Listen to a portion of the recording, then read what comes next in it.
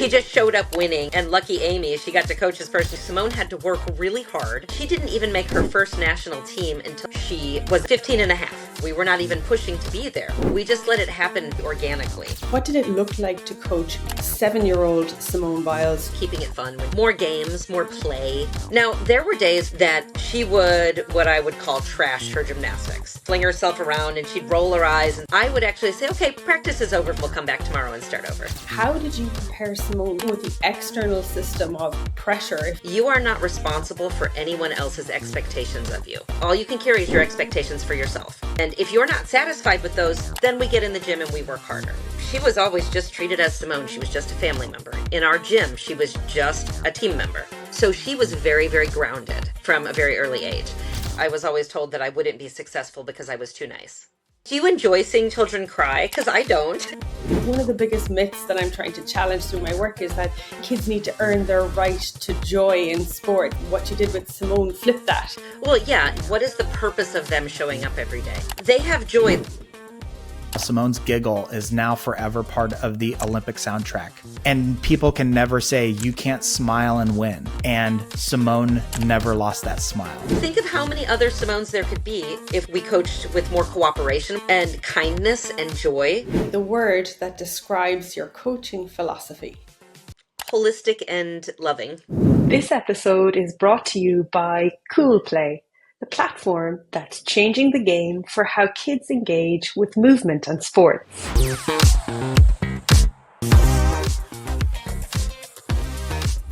What would help us even more is if you choose to subscribe. Now let's dive into the episode. What if the greatest gymnast of all time, the GOAT herself, Simone Biles, didn't rise to the top because of just toughness, but because she was deeply understood?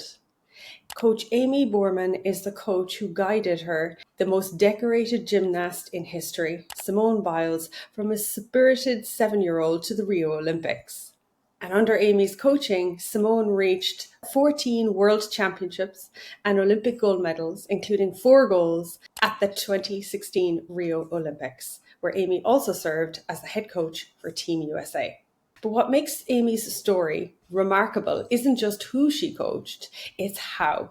And in a sport known for rigidity, Aimee led with trust, with humour and with heart.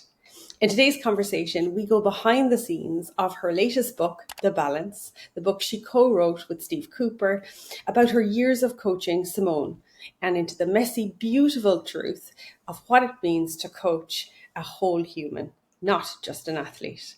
So if you care about girls in sport and what makes champions stay, not just win, and how does kindness might just be the next frontier of elite performance, this episode is for you. Aimee, welcome to Kuul Conversations. Thank you so much for having me.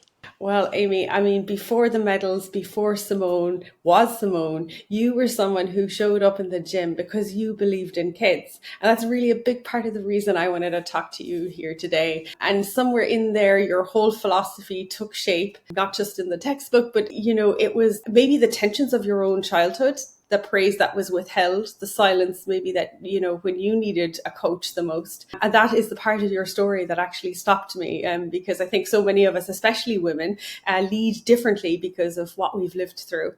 So I wanted to ask you, not just as a coach, but as a person, what is the single most important experience that shaped the coach that you became? Well, I think, the quote that you grow through what you go through really resonates right here. So I started gymnastics in the late 1970s and I was 6, I was little. And at that time, 6 years old was really, really early to be starting in gymnastics. As a whole, the culture was older. And then we have this rise of tiny Romanian gymnasts and then tiny Russian gymnasts and this very militant style. And so the US adopted that. They thought that that was what was going to produce the top athletes. So the system in the US started to change right around that time. And I ended up having a coach who was not kind, who was very demanding. And I loved gymnastics so much. And he started to take the joy out of it for me. And when I decided to start coaching at quite a young age, it was about sharing the love. And what that coach had taught me was how I didn't want to coach. And I knew there could be a better way. She's just a very courageous coach. And she stood up to the system, to other coaches, to the head of USA Gymnastics. There's a point in the book where Marta Caroli, the head of USA Gymnastics at the time, they went to a training camp in Texas, and Simone did great. And then Marta came over and just started like laying into her, really putting her down. And Aimee was like, she doesn't need that emotionally. And as a result, Marta blackballed them from the next competition, the next camp and the next competition. They had to overcome some adversity and like prove that they could do it a different way. Through your journey as it evolved, did you find there was a moment in time that your philosophy, there was a changing point, or was it always built initially coming in with that framework and then it just grew out of that? Yeah, I think it was always built there just because I promised to myself that I would never forget how I felt. And I vowed to myself to never make a child feel that way. And honestly, I can't say that my career has been without fault. I'm sure I have made children feel bad, but it was unintentional and I've done self-reflection on it. And one thing I think that adults don't do enough of is apologize. Like, adults are humans, coaches are humans, and we make mistakes. And showing that you realize you made a mistake is not weakness. It actually teaches children that this is how you respond when you realize you make a mistake.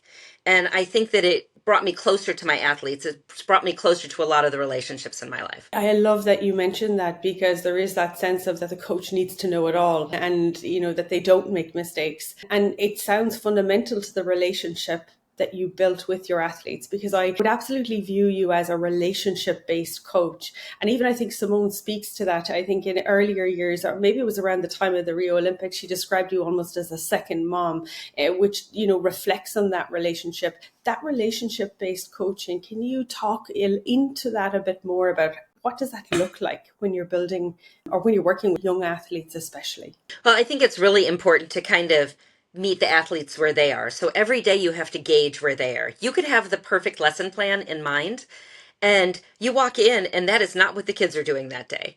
And you have to be able to adapt to that. And it doesn't mean that you're not going to get to the final goal.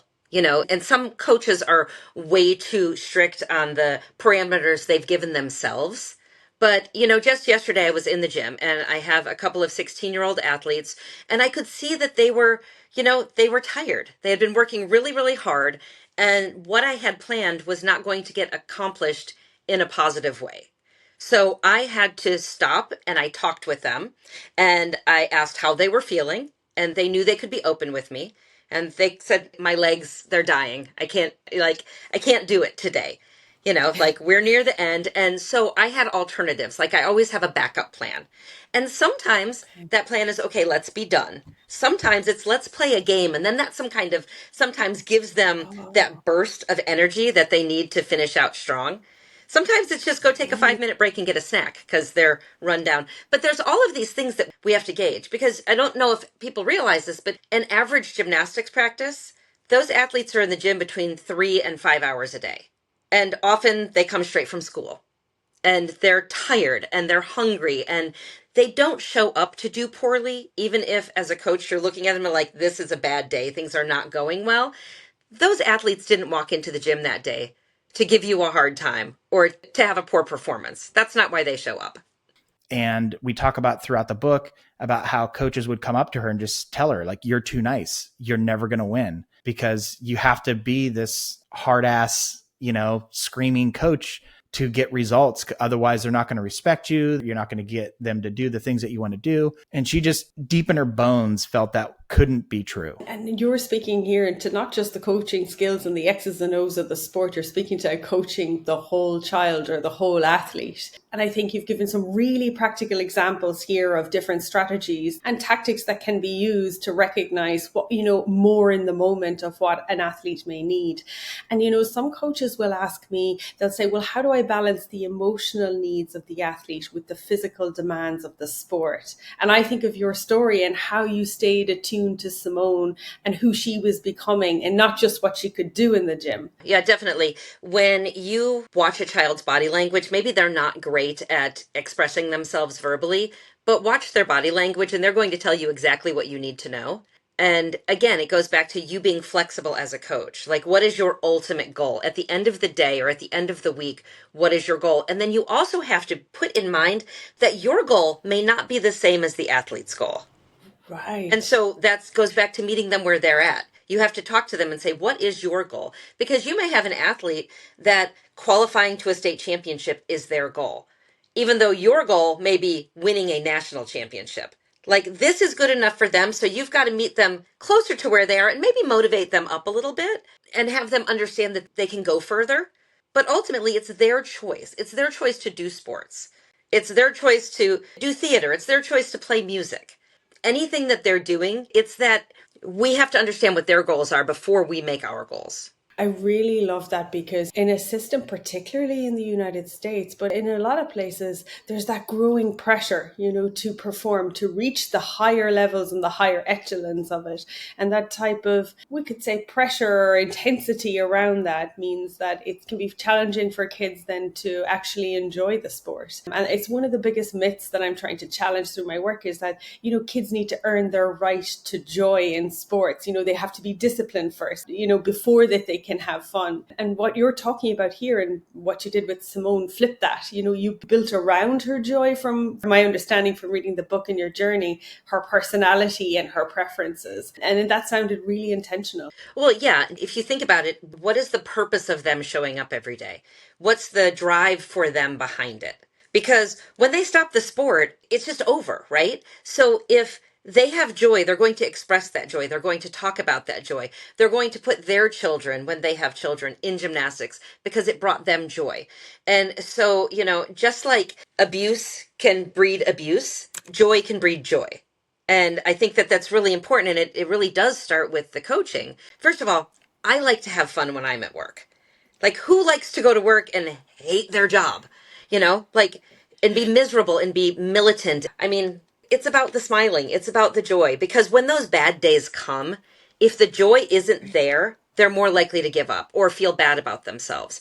Because the bad days are going to happen. Not every day is going to be fun. Not every day is going to have joy in it. But they have to remember why they're doing it and what's the purpose of them coming to the gym every day. And it has to come from their heart. Simone's giggle is now forever part of the Olympic soundtrack. And people can never say you can't smile and win. And this was the metric that Aimee measured her success by, that Simone went through this process. They were together for over a decade, and Simone never lost that smile. And I think too much in sports, particularly at a very young age, we say, you need to be more serious. You need to take this serious. This is a big game, whatever it might be. And it's no, they don't. No, it's just sports. Oh, that's so powerful. I'm thinking of Simon Sinek's The Why behind it. It speaks to just the huge, broad philosophy behind your coaching. And it's very much anchored in that. I'm thinking of coaches who say, well, we can't have fun all the time and we have to be learning skills. We have to do, I suppose, the fundamentals of the sport. And in turn, we can have parents, I'm bringing my child to the practice. Why are they just playing around, goofing around, having games or sitting around having snacks? Like, I'm sure you might have come across like some of these scenarios. What would you say to young coaches, especially, in those kind of scenarios, to balance between creating that joy, fostering the joy, as well as teaching and coaching the sport? Well, I think the more joy that is there on the day-to-day basis, then you can pop in with okay, it's time to get serious now. The joy doesn't go away. They're just more focused. You said something about discipline, and the coaches enforcing discipline and all of that. And to me, it's about teaching self-discipline. It's not about the coach being a disciplinarian. And so how do you teach? Gymnastics is very dangerous, right? You can really injure yourself. There are catastrophic injuries that happen in this sport. And if you don't teach self-discipline, that's more likely to happen. So having fun is not just playground activity. It's having structured fun. It's expecting athletes to be ready on time. It's about having them be their best. So here's a good scenario. If I have my athletes and I can tell they're struggling when they're coming in, they may be at 70%. I ask for 100% of their 70%. I don't ask them to give me that 30% they don't have. Like, I know they're not going to be at their top today. And that's okay, but give me everything you've got to give me. And let's say that 50% drop or that 70% drops to a 50% while we're in training, then okay, it is what it is. And then we say, okay, do we need to go home now? And I think that there's a fine line in perception between, I think practice should be over for the day and getting kicked out of practice. They're two very different things. When I ask an athlete, do you just need to go home for the day? It's truly out of, I don't think workout is going to get any better today. And I think if you go home and rest, tomorrow will be better. When you kick someone out of practice, there's aggression, there's anger, it's a punishment. You're not doing well enough, so you have to go home. It's not an option. I love that. The message, and athletes and kids especially pick up on that, the intentionality. I think that's such an important distinction. That's so powerful right there. Yeah. And if, I said about the 70%, I've noticed that if I say I want 100% of your 70%, suddenly I'm getting 80%, because the pressure of performance has been relieved from them. And they relax a little bit more and they find their joy. And those are great days to just sit there and make jokes with them. Because usually when they're at 70%, it's because something is weighing on them. And it doesn't even necessarily have to be Right. about being in that practice. It could be school, it could be friends, it could be family, it could be lack of sleep, lack of food. There's all of these different things that happen that will affect them physically and emotionally. And so if you can remove one or two of those stressors, and just talk to them. How was school? Oh, it was terrible. I failed a test today. Well, that's why you feel bad. But you know what? School's over. So let's just let that go and try to have the best practice possible. Not, I don't care how school was. Get to work. And sometimes coaches get stuck in that. I love that. And maybe some coaches will say, well, if you have an individual sport athlete, it's a little bit different than I have a team of 30. But I think what you're speaking to is getting to know your athlete, coaching the whole person. Beyond that, they're not robots in showing up, and understanding, yes, that there's challenges when you have a lot of kids. But I think those simple questions, children will feel seen, and then it creates that safety and safe space. I also like to personally keep a very even demeanor when I'm coaching. I mean, even at the Okay. Olympics, I have to look the Right. same as I do in practice. I can't look more nervous. I can't look like I don't care. Inside, I might be Yeah. dying of nerves. I mean, I may be having a mini heart attack inside. But outside, I have to be a certain way. And I do think that that's part of the self discipline. I'm not sure how this will be perceived, but I don't like crying in the gym. Like, if you're injured, yeah, you can cry. It hurts. Like, I get it. Okay. Okay. But if you are having a bad day, you have a bad turn, you're frustrated, and the tears well up, I don't get upset for them for crying. All I do is say, okay, I need you to take that. Take a moment for yourself. Take a walk. Come back when you're ready. Don't come back till you're ready. But we're not going to stand here in the group and cry. So the emotions Okay. are allowed, Okay. they're acknowledged, and I want Right. them to acknowledge their own emotions, but Okay. I don't want it to affect the practice as a whole. I see. So you're giving them the space to deal with it in their moment, but in the context of the whole group, then it's not extracting from that. Correct. Because sometimes they're going to have teammates who rush over to comfort them because that's the Right. personality they are. You're going to have teammates Yep. who roll their eyes and get irritated, but no matter what, it's disrupting the practice as a whole. And it's not actually helping that individual athlete. And Yes. that Yes. individual I athlete think. can go take their walk, they come back, they're good, they're ready to go. And then after all of that's done, then I can say, okay, well, what happened during that moment when you got so upset? What was happening inside of you? And then I'm learning about them with that conversation. So I know the next time that it comes up, I'm going to have a better answer for it. It sounds like that you intentionally carve out time for each of your athletes within practice sessions. Like, could we call them check-ins, emotional check-ins, and just seeing, and that could be before, during, and after practice. And it seems like a fundamental piece of the overall coaching experience between you and an athlete. Yes, and it doesn't take long. Like you said, in team sports, you've got 13 athletes. It doesn't take long. You say hi, you ask them how they're doing.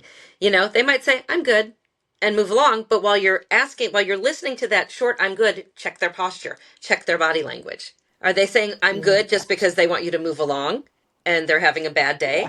Are they being honest with you? The better relationship that you have with your athletes, the more likely they're going to say, today was terrible. you know, Yes. and be Yes. honest and know that there's not going to be any repercussion for them having a bad day. Like, we have to teach children that they are human. We cannot expect them to be robots. But they learn from us about how to deal with emotion. And so if a coach lashes out when they're upset, what do you think the child's going to do? Maybe not in the presence of the coach, but at some point, what are they learning? So important. And it's really remarkable because we've talked here actually about how, kids may feel like that they need to be focused or disciplined. There's the other side where they're goofing off and they're not taking it seriously. And how do you balance, we'll say, honor the focus and the discipline of the practice? And I know Simone was quite expressive and playful, and so somebody like that, an athlete that's more on that side, how do you honor that? We're an individual sport. When the athlete who is taking that turn, let's say they're on bars, and an athlete gets up and she is focused on what she is doing. She's focused before her routine. She's focused before that turn. And the other girls are over in the chalk bucket giggling. It's fine. They're having a good time. Yeah. They're relaxed. They're calm, but they need to know how to dial it in. And I will say that one thing about Simone, if you ever go and watch any of her competitions from when she was younger, she would always be laughing and talking and cheering for other people all the way up until Yeah. she saluted her routine. And as soon as the hand went up, she was like game face. But there are other athletes who need to be game face 5 minutes before they perform in order to be in their zone. Right. Her zone was different. And so you have to know what each player's game on zone is. Is that an inherent natural thing, or do you coach that or help an athlete find that space? No, I think that's them. I guess I do help them find it in a way. Like there are things that we do routinely before we get up to compete, and so we train them in the gym. So when we go to competition, we just mimic what we did in the gym, and we want everything to feel exactly the same, and so each athlete will then find what's best for them. And like you could have an athlete who doesn't like to be hugged. Like she carries so much stress with her when she's competing that if you hug her, it makes her more stressed. And then there's other ones who want the constant comfort and high fives and all of that stuff to really get them going. So it really, you just have to know your athletes. So important. And you've got the bandwidth to be able to meet them where they're at, which is really coming across in the way you're describing those relationships. Even if we take Simone's journey, like a lot of people may not realize that, she wasn't a standout athlete, when she was younger. She was a standout athlete, but she wasn't winning major championships, is a more accurate statement. And there's so much pressure in systems to win early and for kids to, to be the best and to make the teams. And it starts so early. I'd love for maybe you to talk around how did you prepare Simone without overloading her, and then dealing with the external system of pressure, if you so to speak, to achieve. I think the most important thing is it was never about winning. It was about growing, and it was about learning from what went wrong so the next time we could make it better and not make the same mistake. So that was a big part of it. Her parents were wonderful about it, especially as she started to rise in, her accolades, shall we say. She was always just treated as Simone. She was just a family member. In our gym, she was just a team member. It wasn't like, oh, Simone gets special treatment because she's cool and she can do cool flips. Okay. It was never like that. So she was very, very grounded from a very early age, and it just stayed that way. Now, as we moved on in competition, I have a couple of phrases that I've said many times, and I think they're really good to live by. One is that you are not responsible for anyone else's expectations of you. All you can carry is your expectations for yourself. And if you're not satisfied with those, then we get in the gym and we work harder. Then we figure out what the problem is. But it doesn't matter if somebody thinks you should have won 5 gold medals instead of 4 gold medals. That's on them. That was never your responsibility to fulfill that. So that's one of them. And then the other thing has to do with kind of training and competition. When you go to competition, you should never expect any more than you do in training, but you should not accept any less than you do in training. So train your best to be your best in competition. And I know there's athletes who are like, no, I rise in competition. It's like, okay, we'll start rising in the gym and then imagine what your rise is going to be in competition. So if this keeps going up, this is going to keep going up like this. That one is going to constantly chase the other, which is great. I love those. And those phrases, are they explicitly said to athletes, even at a young age? Because a lot of athletes will struggle, and we say major competitions, but sometimes it's, it's the next game, it's the next match. Is that something that's built into your coaching, that phrases that you would repeatedly say to athletes? Yes, in one form or fashion, but those kind of sum them up really well. If somebody's like, oh, I'm worried what my parents are going to think. And I'm like, are your parents the one doing gymnastics? Are they out here? Could your dad get up on that balance beam? I mean, funny story. One time Simone was having a bit of a struggle on beam on a skill, and her dad said, just get up there and do it. And I was like, Ron, Like, it's not as simple as that. And I said, would you like to get up on the beam and just stand up there? And he was like, no. I was like, okay, it's, 4 inches wide. It's skinny. It's like as wide as my hand. I can put my hand flat on the beam. That's how wide the beam is. And so when you watch them do all of those flips, it's skinny. So when you put that into perspective, That's major perspective. yeah. So honestly, sometimes coaches have to be the advocate against the parents or confronting the parents about things. If your athlete's saying, well, my parent is, my mom or dad is going to be upset. I absolutely love that example, Aimee. And I think it's the perspective that you're able to bring that sometimes a child cannot actually articulate in those moments, And we hear a lot about the coach parent interactions and the challenges that coaches have to deal with. And I think that example beautifully illustrates how you can deal with a situation and help advocate for the athlete and just create a bit of space and breathing space and perspective in it. Because coach athlete parent relationships, there's a dynamic. And particularly if you're working with athletes over a long time, like in your case, we'll say a decade with Simone, so it's managing that in a very beautiful way. Yeah, and we do talk about that quite a bit in the book about the triangle and that the basis of that triangle should be the coach and the parent, and all of the best interest should be what's best for the child. It's not about the coach's career, it's not about the parent's dreams and goals.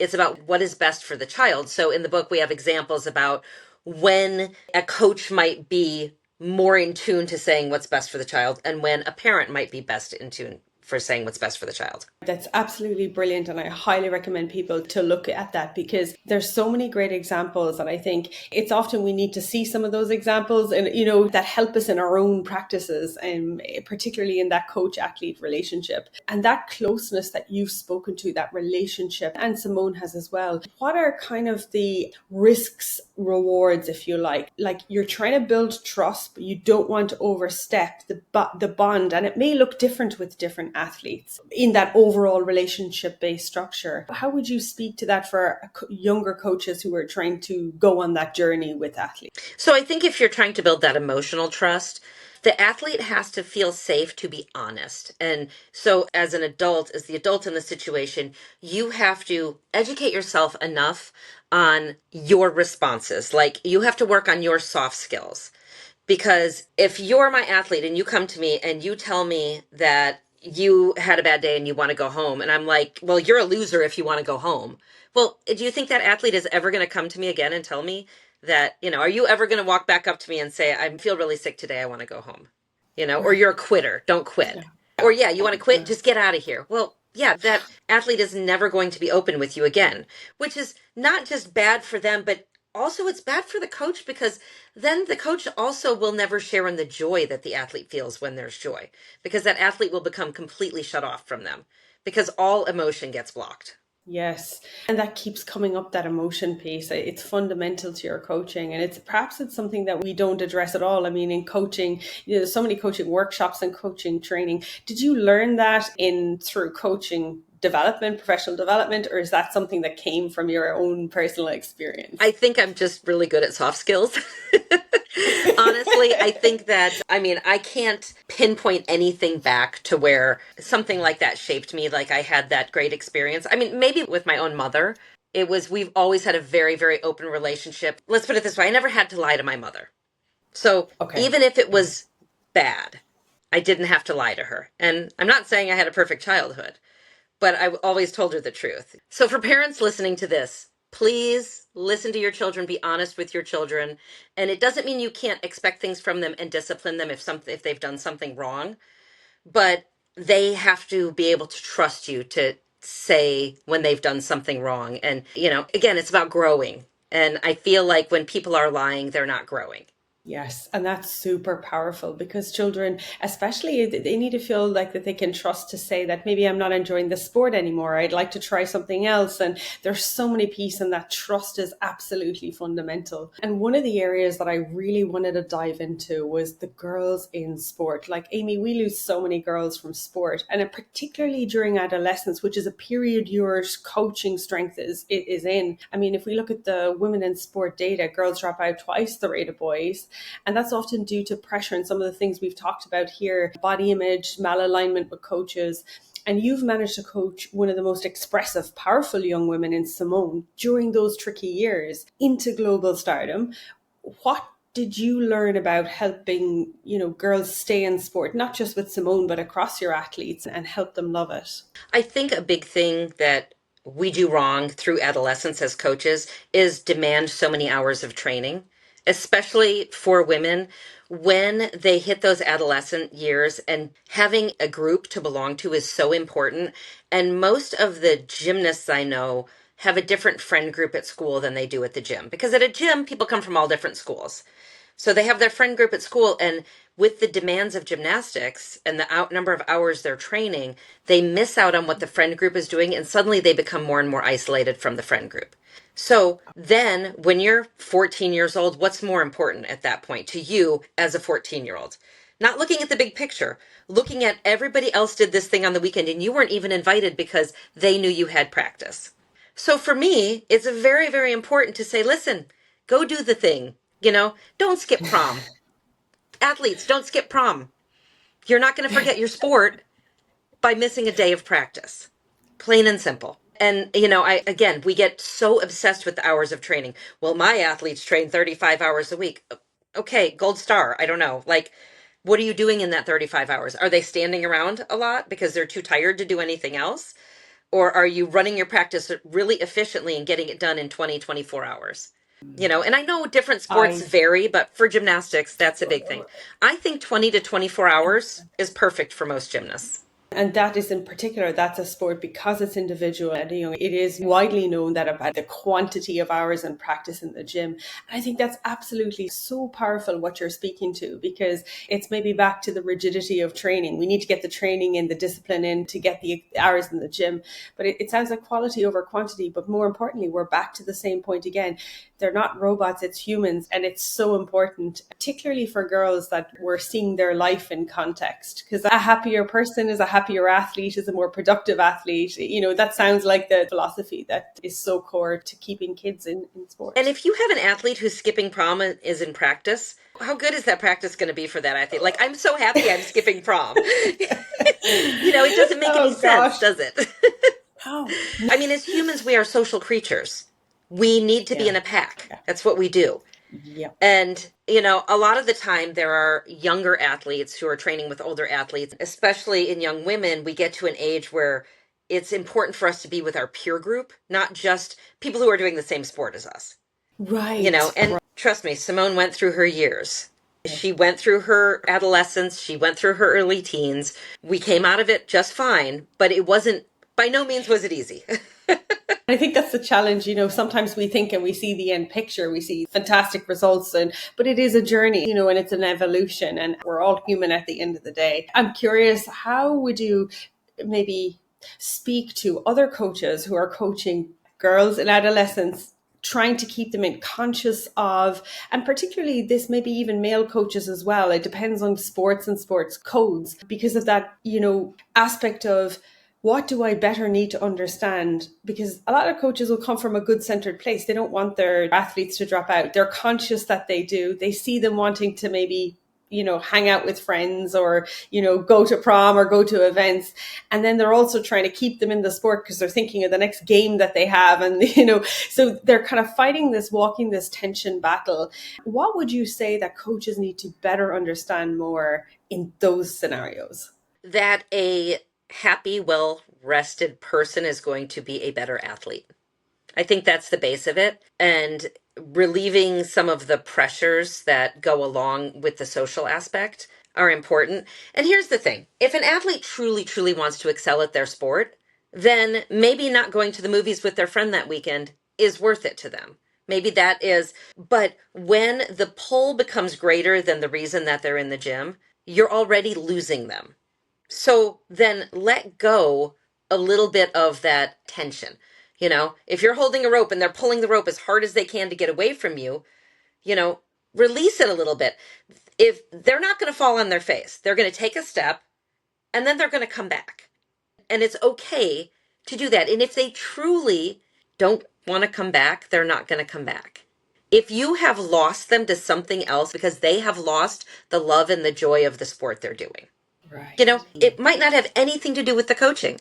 They might love the coaches. They might keep a relationship. I have relationships with, girls that I coached in the 90s. I still talk to them. That's incredible. And they haven't been gymnasts a long time. They're mothers of three now. And so I still have relationships with them because we had that relationship early on and they had the love for gymnastics. But eventually, gymnastics wasn't more important in their life than other things. And like, that's okay. That's exactly it. I think that's okay. Yeah, that's very reaffirming. And I know you mentioned there in Simone's journey that it wasn't easy during her adolescent years, like it was challenging. What might have been some other scenarios that, maybe other coaches would encounter and how you handled it from that experience that people could relate to? I think when athletes start arguing with you in practice, Okay. because adolescents and Yeah. teenagers are going to argue. It's what their brain is doing at that time. Their brain isn't fully developed. And part of that argument is one about testing out their boundaries, and it's about testing out the relationship with you to see how you react. And so you have to listen. You have to be open to what they're doing without losing yourself. And I mean, I'm the mother of three. My youngest is 16, all boys, very argumentative, especially thing two. He's very, very argumentative. And sometimes he argues with me just to rile me up, you know? And so all teenagers do that. And how I react shows him one, how far he can push me, two, what makes me angry, and three, if that bond of love and trust will go away. If it happens that I suddenly start stonewalling a teenager who had a disagreement with me or was challenging me, shall we say, if I start stonewalling, Right. now what has that athlete learned? I'm really Right. not there for them. I'm there for me, Yeah. and they've affected me. And here's a very important thing, I think, for coaches, and I don't know if enough coaches do this. Like sometimes you should give yourself a timeout. Sometimes I've been in practices where I'm like, okay, I'm going to go take 5 minutes and I'll be back. No gymnastics while I'm gone. You guys can sit and talk and stretch or do conditioning, whatever. I don't care what you do in this 5 minutes because I'm about to lose it. And then I know when I come back, I've made a commitment to them that my mindset will be different.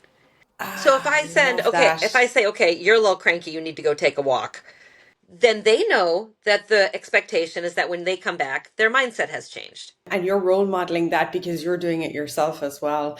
And Aimee, when you step away to the side, how do you use that moment? Like, how should coaches think about using that moment? When emotions are high, how do you bring yourself back in this space? What is the level set that you get to that say, okay, this is what I do, and now I'm ready to go back? It's pretty basic. It's just gymnastics. It's just a sport. It's a part of life that we do to help us grow as humans. Sports teach us so many lessons.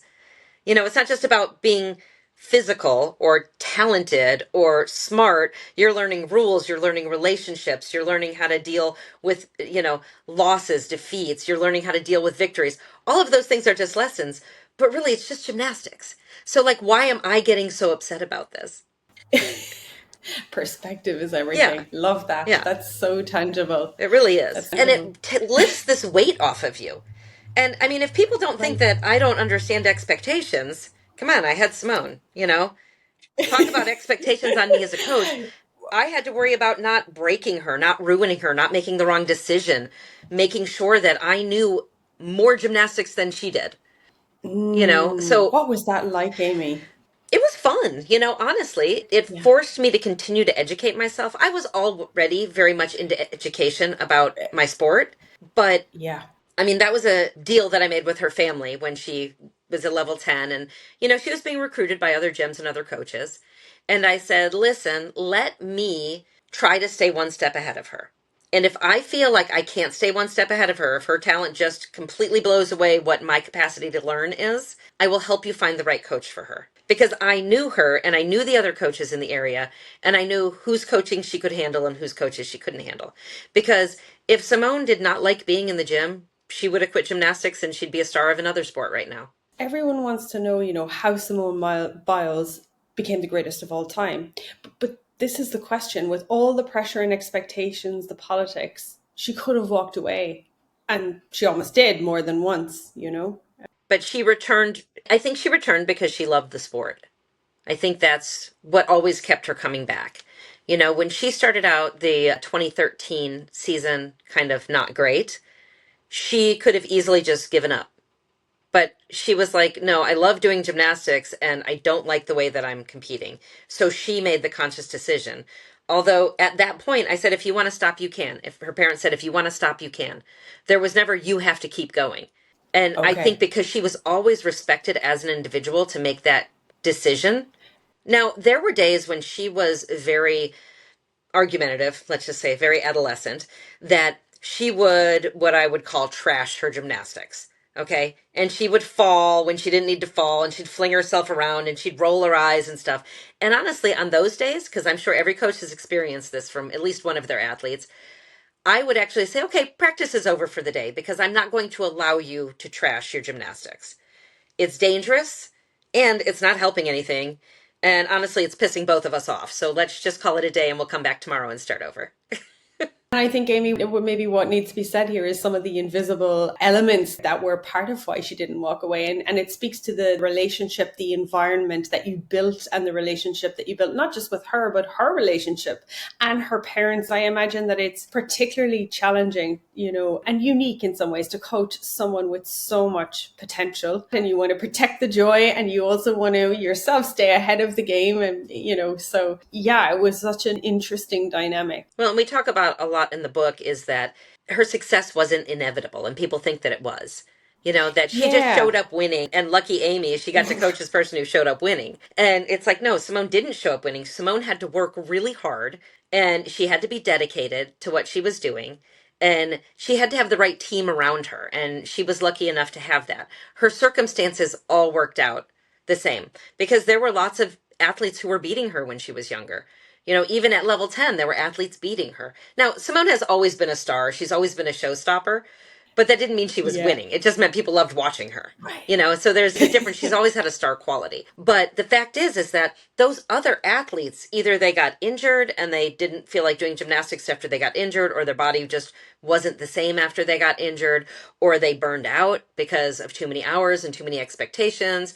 They were, mentally abused, or, there's so many things that why these other athletes who could have been Simone aren't Simone. Right. That's why people think that, oh, there is only one Simone Biles. That's true. Right. But there are other athletes that could have risen to where she has risen to if they had been brought up differently in their training. So for the young coaches who have these young athletes that they see a lot of potential, take your time. Absolutely take your time. There's a movement right now where they're trying to assess if it would be better if the senior age for women's gymnastics was 18 instead of 16. I am all in favor of that because I feel like when you have a young, talented gymnast and you're looking at that 16-year-old timeline, you might be pushing them too fast. And when you realize that Simone, yes, she did well, but she didn't even make her first national team until about 5 months before she was 16. Yes. Yeah, Yes. 15 and a half. So whereas other gymnasts are trying to make their national team at 12 years old, Yes. we were not there. We were not even pushing to be there. We just let it happen very organically. And when she was ready, she showed up. And then she hasn't gone away since, She didn't disappear after that. It was never like, And I oh, do you think that, remember that obscure gymnast who I can't remember her name, but she did this one skill once and it was so cool. right. Like, think of how many other Simones there Absolutely. could be if, as an industry, we coached more holistically, we coached more Yes. healthy, we coached with more cooperation with our athletes and kindness and joy. And, if you are a coach and you are in it for the win, then you're in it for the wrong reason. Like, as coaches, we are simply teachers. And we should be standing behind our athletes. We should not be standing in front of them, blocking their spotlight. It's their spotlight. Every sacrifice, every decision that you make as a coach, you have to be okay with that and how it affects your life. Because if you ever hold any of that in resentment, then there's a problem. So like people ask me, well, what do you regret most about your career? And people would assume that I would say leaving Simone, but I don't regret anything in my career. Like, because everything in my career has taken me to the next point of my life. And it's with such intentionality that you approach all the aspects of your life that, it's informed decisions. I'm struck by, Aimee, we're talking about coaching, and you've dropped incredible, powerful gems there. One thing that's coming up is kindness in coaching. Is there something unique about how women lead coach, cultivate talent in sport? Do you think women coach differently? Yeah, I do. I mean, I have worked with many men in the industry, and I think we're just chemically different. We're wired differently. I think instinctually we mother more, but mothering and coddling are very different. I am much more open to listening than maybe a man would be. But like my husband and I, we've been together 27 years. He still doesn't listen. So I think they're just not wired to listen as well as women are.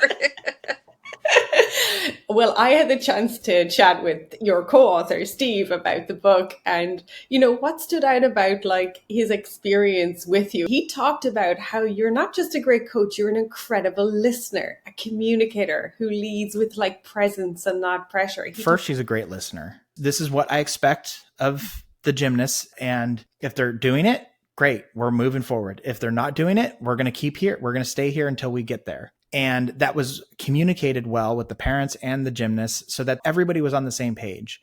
And, sport doesn't always reward that kind of leadership. And I think it's that softness. Yeah, when I was younger, I was always told that I wouldn't be successful because I was too nice.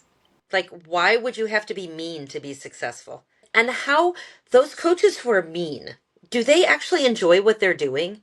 Like, do you enjoy seeing children cry? Because I don't.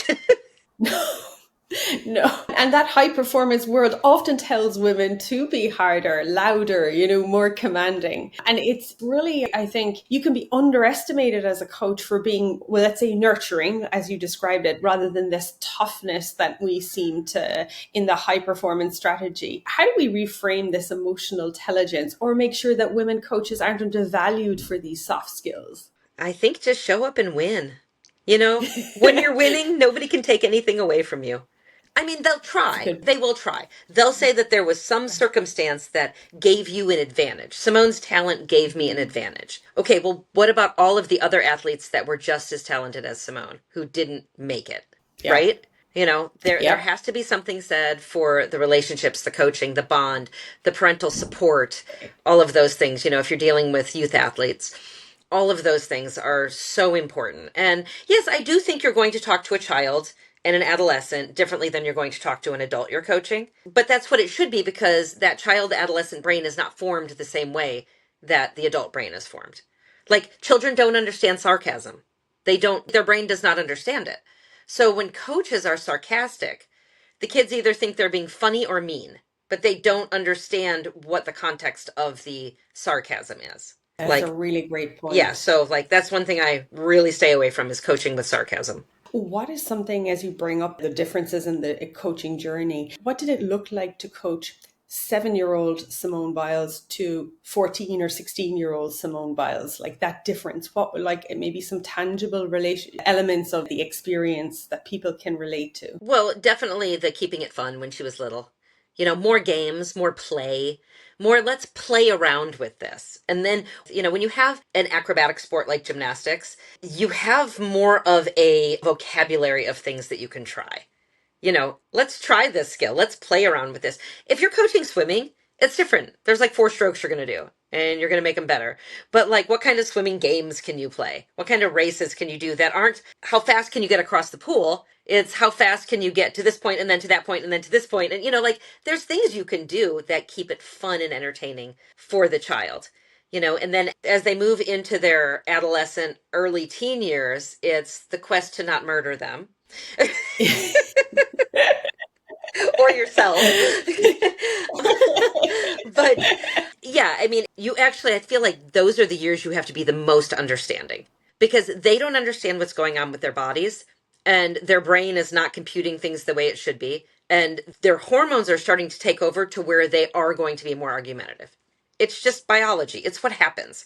And so as a coach, you can't stay in your mind that that's a 10-year-old you're coaching. Suddenly it's a 13-year-old who is in a completely different body, a completely different brain.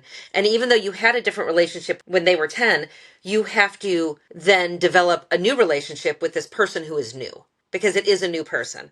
And then your expectations can be higher as they become adults.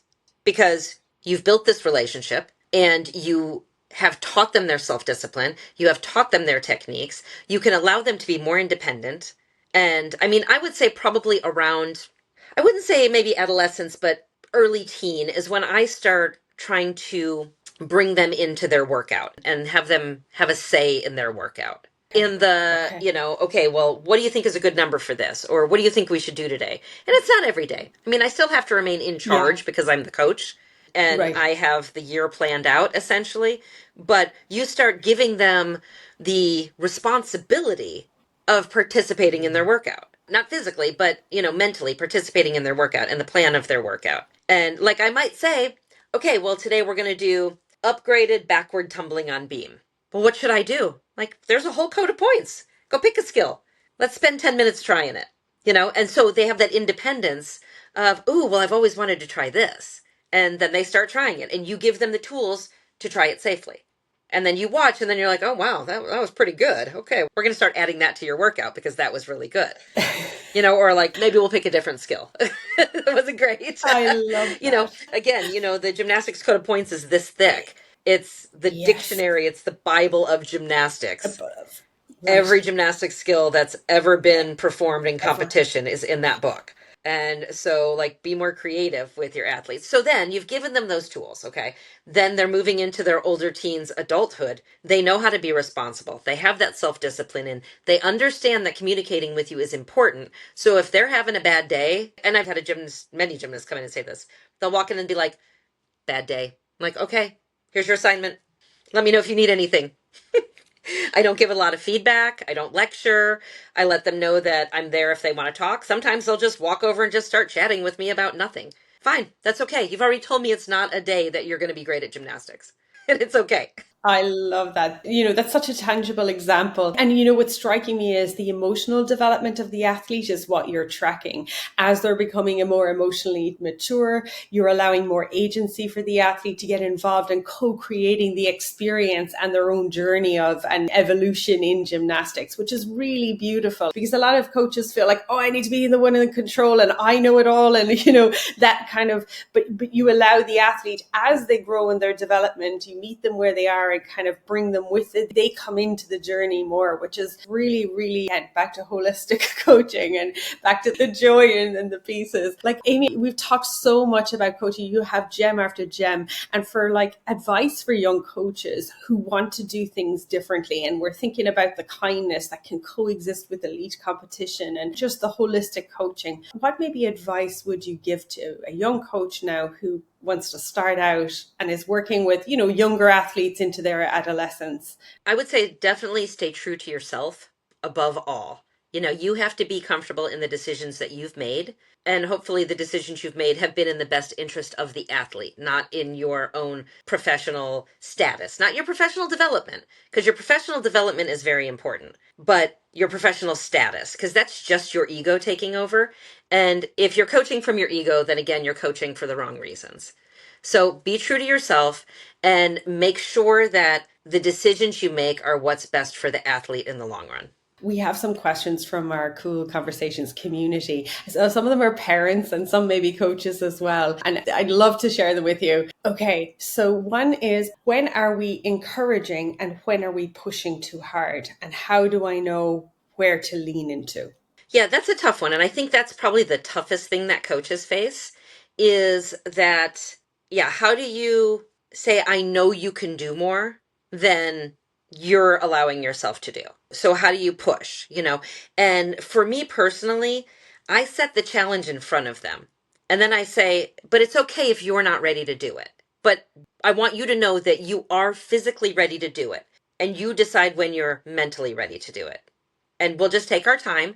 And some days you're going to do it. And then the next day, all of a sudden you can't. And that's okay, because it's part of the learning process. There's the whole study on, that this is the learning process. And, anything down here, it's just where frustration lies. And that's where they get upset and feel like a failure. And if you as a coach say, well, you can do it, you did it yesterday, and you think that that's motivational, it's actually not. You have to tell them it's okay, because you're going to swing back up from this, out of this frustration, and you're going to get back where you need to be. So it's really when you see them slumping, it's positive, it's caring, it's nurturing. That's where the motivation needs to be. But setting a constant challenge in front of them is where the push comes from. Love that. That's really helpful. A parent has asked, what do you advise or recommend for them as a parent of a child who's interested in sports, but they themselves weren't participating in youth sports as, and had a sports experience, and how they can best support their child on the journey? Be open to listening to them.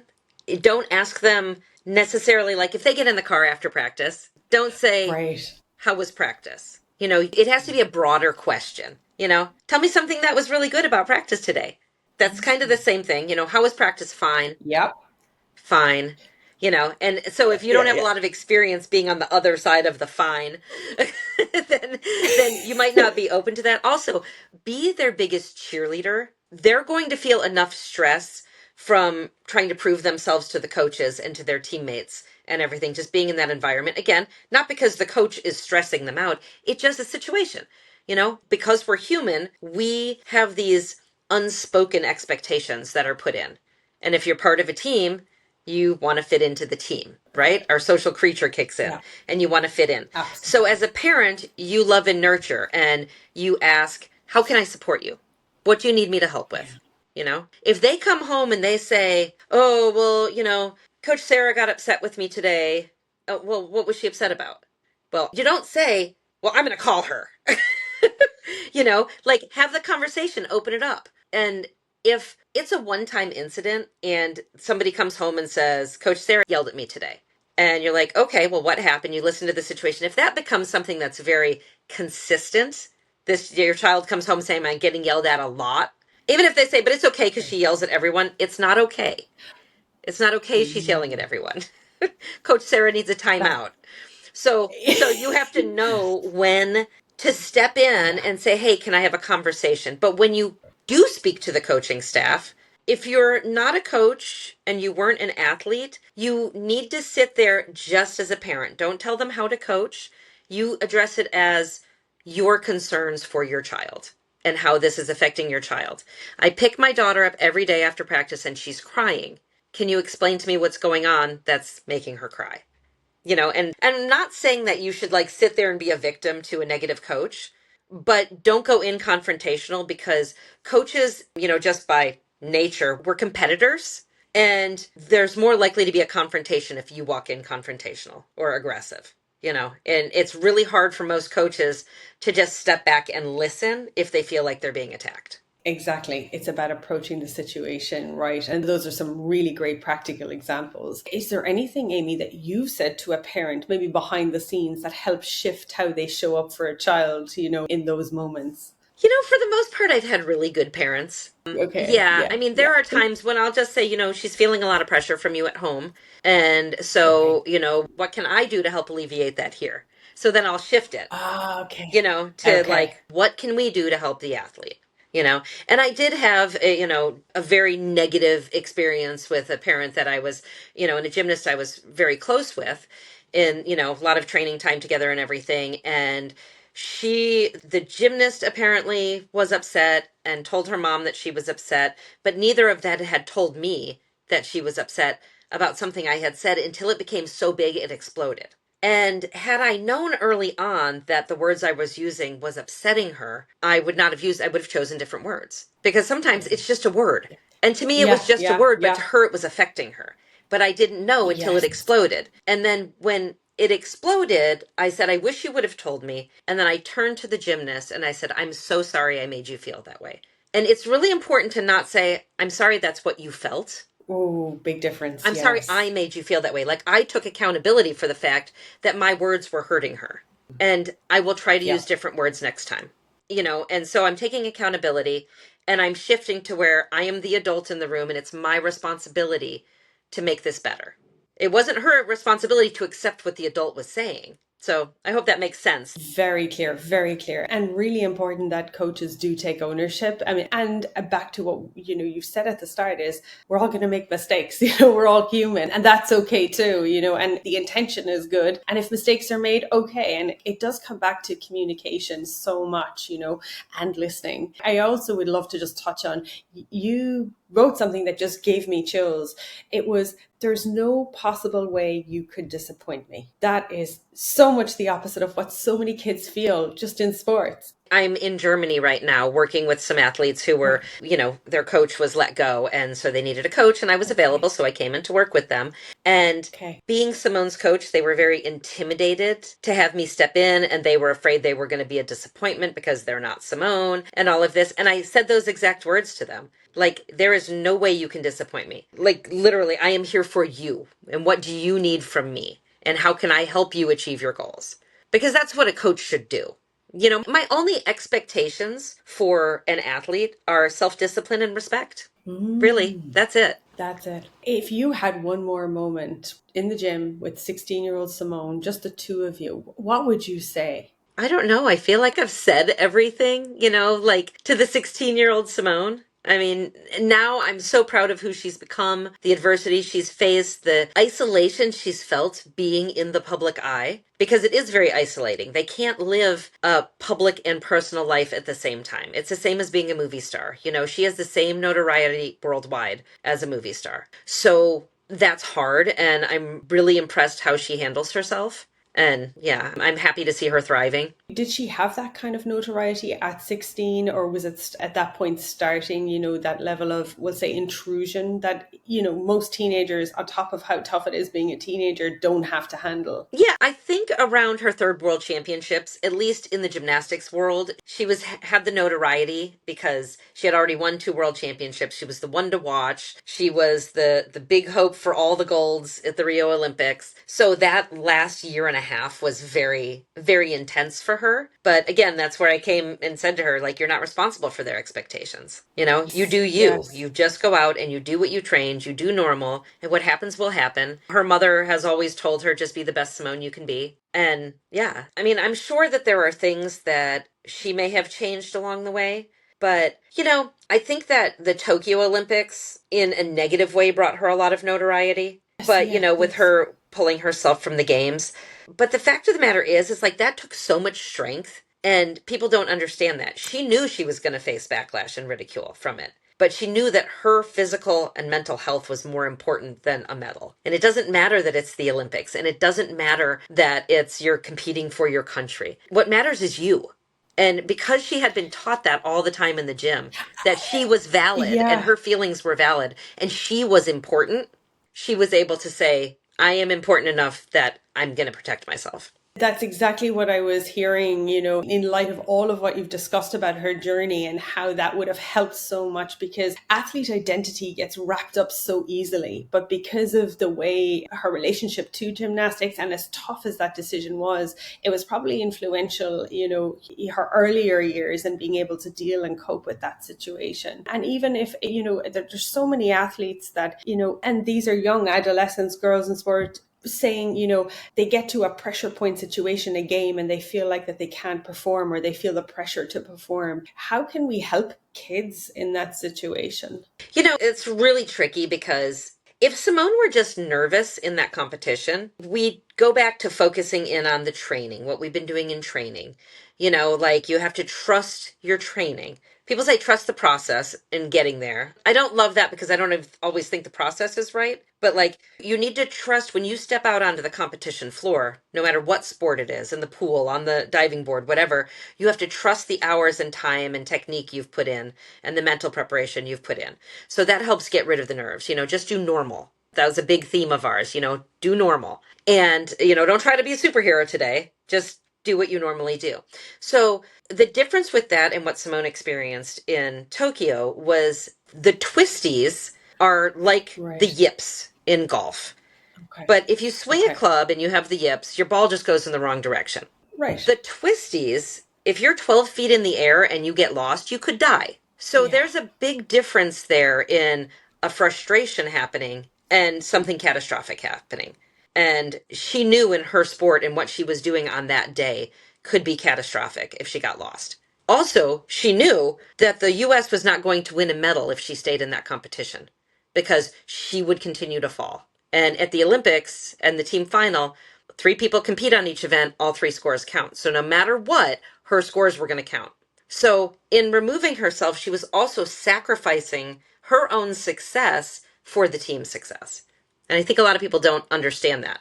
No, from all the coverage, I didn't pick up on that as being something that came out very much. Right. So they were able to put in a different athlete on the last 3 events for her. For her then, I see. That was such a global moment. And it wasn't just for women's sports, but because of who she was as recognized as the GOAT. But in making such a profound call, we don't see that often. And advocating for mental health. And it's also seeing the whole athlete. You know, it's not just the physicality of it, but it's also taking care. How do you think that decision, that action, that step has affected sport, we'll say, and moved and advanced sport forward? I would like to say it's moved it forward, that people understand how important mental health is. You know, I think there are great advocates of, you know, Michael Phelps is a huge advocate of mental health for athletes. And, you know, with Simone on board with that, it's very important. Unfortunately, she faced so much, particularly American backlash from it, that she was a quitter and all of this stuff. So much so, you know, it's in her documentary that when she was in Paris and she felt the pain in her Achilles, and Achilles injuries are so prominent in gymnastics. And she felt it in her calf muscle. And she could have very easily torn her calf muscle and, you know, and gotten injured. And she didn't stop because she was so afraid that America would hate her again, you know. But again, so this also shows how detrimental the twisties are. Yes. She's like, I have to stop. This was, well, if it goes, it goes, but at least I'm going to know where I am when it goes. Like, I can fall kind of safely if this happens. Yeah. But with the twisties, you can't fall safely because you don't know where you are. So it's a very interesting juxtaposition of what had happened 4 years earlier, 3.5 years earlier. So when you look at that, it's just very interesting. One, and she had said in the Tokyo interviews that she had, I don't remember her exact quote on it, but basically if she had broken her ankle, everybody like, oh my goodness, that's so tragic. She had to withdraw because she broke her ankle in Tokyo. But because it was mental illness, they thought it was fake. And so that was a problem. And when you look at her in Paris, kind of the same thing. It was physical, and she's like, I'm not giving up. Like, just shows, had it been physical, she just would have kept pushing. Yeah, it does. And it shows how we view mental and physical, the reason and the rationale, what's a worthy or valid excuse, you know, and what's not, you know, it's remarkable. Okay, Aimee, we have a rapid fire round. A coaching phrase you never used with Simone. Stop smiling. A moment she made you smile or laugh when you needed it most. Oh my goodness, every day in practice that she was just hilarious. She was funny. She's a funny girl. I'd have one moment. I'm sorry. Love that. A lesson she taught you as a coach. To be very, very patient. Yeah, patience. That's it. Quick answer. Patience. One thing every youth coach should stop doing today if they're doing it. Placing value on the success of your team. And finally, the word that describes your coaching philosophy. Holistic and loving. Aimee, it's been such a pleasure talking with you. We could endlessly go with gems, but I really want to encourage people to pick up a copy of your book, The Balance, that you've written, your coaching journey in years with Simone Biles. It's been an absolute pleasure talking with you, and thank you for sharing all the insight and the absolute knowledge gems that will be so helpful to parents, coaches, and all those working in the youth sports. There's so much to learn from you and your coaching style, philosophy, journey. Thank you for your time. Thank you. It's been great. I've really enjoyed it. Likewise. Thank you.